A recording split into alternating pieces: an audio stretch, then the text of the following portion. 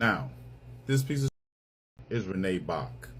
And Renee Bach decided to raise money through donations and go to Uganda and open up a medical center. Here's the thing. Renee Bach was 19 when she had this decision, and by the time she got to Uganda, she was just 20. She still had no medical training, but yet and still she passed herself off and was able to run a clinic from 2010 to 2015 where 105 children died. Fueled by money raised from her evangelical church back in Bedford, Virginia, Renee Bach set up shop in one of the poorest areas of Jinja, Uganda. And there, for 5 years, she treated children with no medical degree. Not only did she not have a medical degree, but there was no doctor at the center that she administered.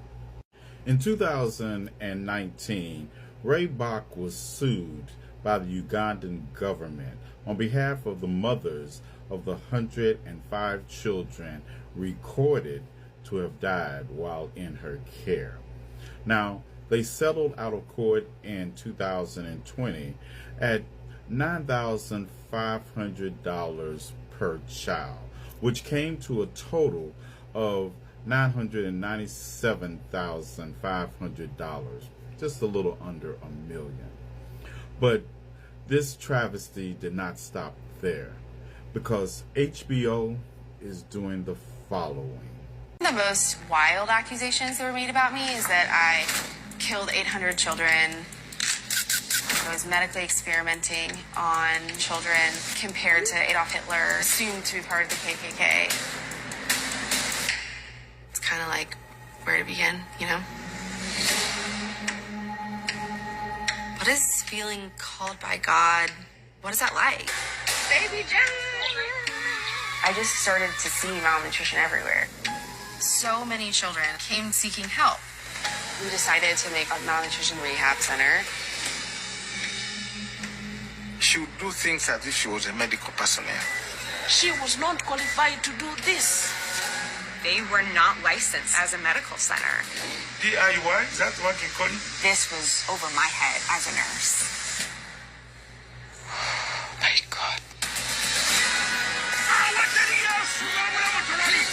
So we went to the U.S. Embassy. Charges could be brought against Renee. So many wild accusations. We need to talk about the white savior complex. I do believe we saved lives, hundreds and hundreds of them. Renee is being put up as an angel. People back in America think she's awesome. They're giving her money. Angels like Renee bring death on the continent. Let he who has never sinned be the first to pick a stone and throw at Renee.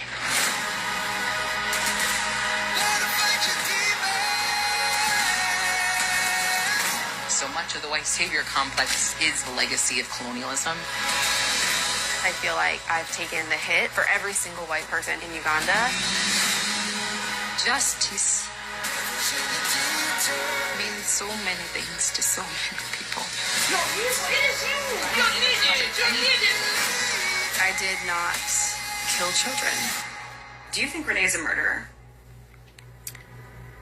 I would not. Oh, God, that's a good question. I love what C.S. Lewis says. No man knows how bad he is until he has tried very hard to be good. Isn't that true? Understand this, that Ray Bach has not served 1 day in jail. And she paid $997,500 to 105 families for the loss of their children without admitting any liability. This is why we say keep your white savior ass out of volunteer work on the continent. How much you think HBO is paying her for this 3-part documentary to tell her side of the story? Religion, power, and death of black children. Yeah. I'm going to say it. Missionaries should be banned on this continent. Missionary work should be banned on this continent, because the stories that come with their missions, they are never sweet to hear. They always come with pain, suffering, and death. They come down here talking about we want to come help the people, but then you leave the people in an even worse situation than you met them.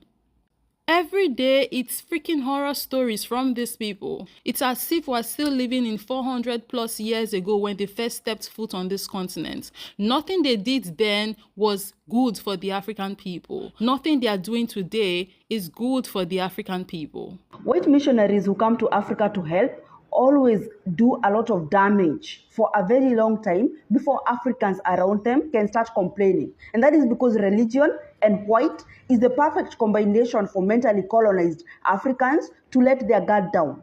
In Kenya, a few years ago, a white missionary couple opened a children's home in Bomet, and they raped and physically abused a lot of children before locals started complaining and before action was taken. In 2014 in Haiti, missionaries raped a lot of boys.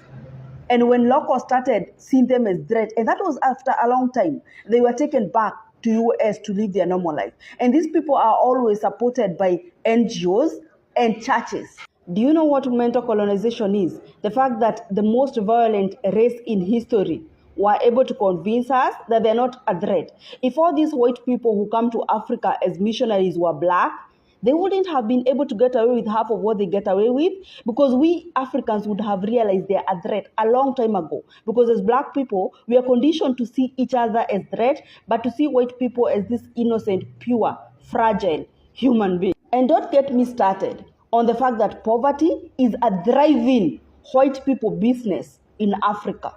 This whole situation is just so aggravating, and sis perfectly broke down the reason why they are able to get away with the things that they are doing, especially in our communities. And the fact that this doesn't only happen in Africa. She mentioned Haiti, right? It also happens in Asia. They go into these countries fully aware of their privilege and how the world sees them as white people. And then they go into these villages and target the most vulnerable of people. Navigating nations with the combination of Christianity and whiteness in their pocket, it's a recipe for disaster. This one is a serial killer. Let's not mince words here. How do you go to a community knowing fully well that you are not a certified medical professional, but then you go there and set up practice and start playing doctor, and you start working on people? 1 dies, 2 dies, 3 dies, and you don't stop. You go all the way like that, working on these children, and then 100 plus people are dead on your hands. And then she has the caucasity to come on a show talking about how she wants to tell her side of the story. And HBO is paying her for this. So not only did she come down here, cause all of this pain, commit all of these crimes, she didn't get punished for her crimes. And now she gets to capitalize on our pain, profit off our pain and suffering and trauma. Why are there so many missionaries in Uganda? Why is the Ugandan government allowing every person who feels like being a savior and who feels like doing something about their lives, making themselves feel better, to actually move to Uganda and open these missionary homes? And why are we still allowing missionaries in Africa when we know damn well what they have done to our people and what they're capable of doing? And they're still doing. I mean, you look at this woman that I'm not going to mention right now because TikTok might take down the video, who went to Uganda, lived in Uganda, had a missionary home, unalived Ugandan children, and is now going to start making money out of a documentary that she's making. Tell me why it is that in this day and age, we are still allowing missionaries to come into our countries. We know damn well what missionaries have done. I mean, we've even inherited some of it. You look at how we think that bringing up children involves heating children. That was never our way of parenting. Heating children was never our way of parenting. But then came the missionaries. Why? I just want to understand, why does Uganda need so many missionaries, for heaven's sake? Everywhere I look, missionary this. I go on social media and I try to join groups. You know, this is part of my research. I've been joining groups of countries, several countries in Africa. Oh, but I've never come across one that has so many missionaries. Get them people out of your land. Like, come on. The lives that they're living in Uganda in lavish homes. And then turn around and unalive innocent African kids. I don't understand. I don't understand. I cannot end this video without calling out our so-called leaders. They too have a blame in this. The leaders in Uganda have a blame in this. Because what were you doing when this woman was in Uganda committing all of these crimes? What were you doing, the leaders in Uganda? What are the leaders on this continent doing? Not making sure that the people on this continent, the children of this continent are protected. It's just so annoying and aggravating, the things that we constantly hear happening on this continent. How long are we going to continue living like this? How long will this nonsense continue happening? Go to the platforms for HBO documentaries, their Twitter and their Instagram, and let them know exactly how you feel about this show. The hashtag to use is boycott savior complex. HBO, cancel the show. HBO, cancel the show. As we continue to work to see how we can mobilize a justice for those poor victims, we need to be able to make our voices heard. If you want to learn more about this, unfortunately, I can't talk about it because TikTok keeps pulling my videos down. But you can look at the work that has already been done by these Ugandan journalists, which I think is a lot more accurate than what this documentary wants to show us. So hopefully this doesn't get pulled down as well. But before it does, if there are any Ugandan journalists, lawyers, please reach out to me through the email in my bio, as well as American journalists and lawyers who would like to get into this case and participate in the justice for those poor Ugandan victims.